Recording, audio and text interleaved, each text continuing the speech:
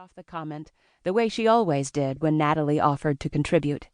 Levi and Mary had both encouraged her to feel at home here, and she did. The three of them had nursed her cousin Adeline in this house, taking turns caring for the older woman until she died a few months ago. Adeline blessed them all when she left her house to Levi and Mary in her will. She also left all of her money to Natalie to use for college.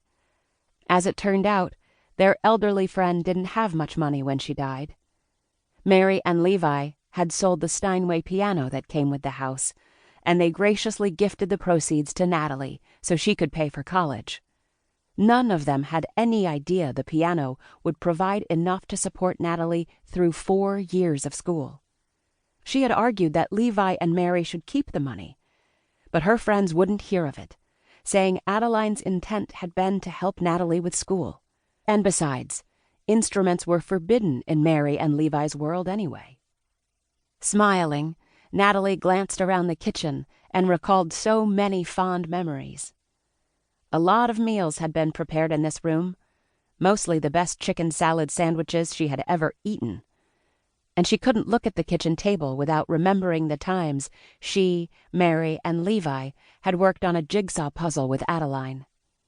Natalie missed their friend, but believed she was kicking up her heels in heaven with her husband Percy. Maybe she even runs into Mimi Jean sometimes. Natalie was sure her grandmother and Adeline would have been best friends here on earth if they had known each other. She was thankful God had brought their little group together. First, it was just Levi, Mary, and Natalie, always meeting on Friday nights for supper. But it wasn't long before Lucas joined them. He and Levi were the closest of their siblings, so it worked out well for all of them. Mary reached for her own glass of tea, and she and Natalie took their seats.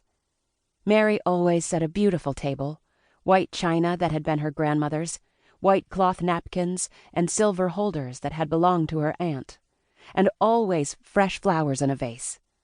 Levi bought them for his wife every Wednesday during the winter months. Natalie practically swooned the first time Mary told her the flowers were a weekly thing. So romantic. Levi is showering and running behind schedule. Mary paused and took a deep breath. Maybe this is a good time for us to talk, before Lucas gets here. What's wrong? Natalie studied her friend, whose eyebrows had narrowed into a frown. Mary let out a breath, and her facial muscles relaxed, but her expression remained sober. You know how much Levi and I love you, yeah? Natalie nodded as she wondered where Mary was going with that kind of introduction. And we noticed that you seem to be developing a closer relationship with God. Mary nervously ran a finger around the edge of her glass. We're so happy about that. Lucas has taught me a lot about God. We even read the Bible together sometimes, and he explains the things I don't understand. She paused, trying to read Mary's expression, but her friend wasn't giving much away, just staring blankly at her. If there's something you want to say, it's okay. Just say it. She leaned back in the chair and smiled, hoping to ease whatever tension Mary was feeling, but also wondering why she looked so nervous. You and Lucas have been meeting here on Friday nights for weeks, and we lieb having you here. Levi is Lucas's brooder, and I consider you like a Schwester. Mary took a deep breath and blew it out slowly. Whatever was coming couldn't be good. Mary, what is it? Her friend locked eyes with her. Levi and I have noticed the way you and Lucas look at each other.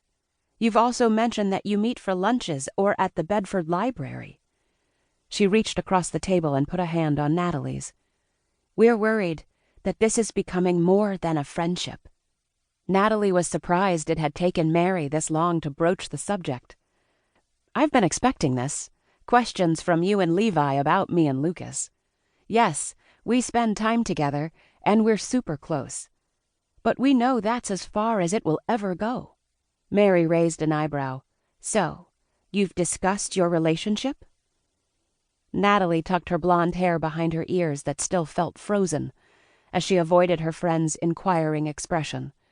Well, no. I mean, we haven't talked about it. She shifted her weight in the chair. We don't need to talk about it.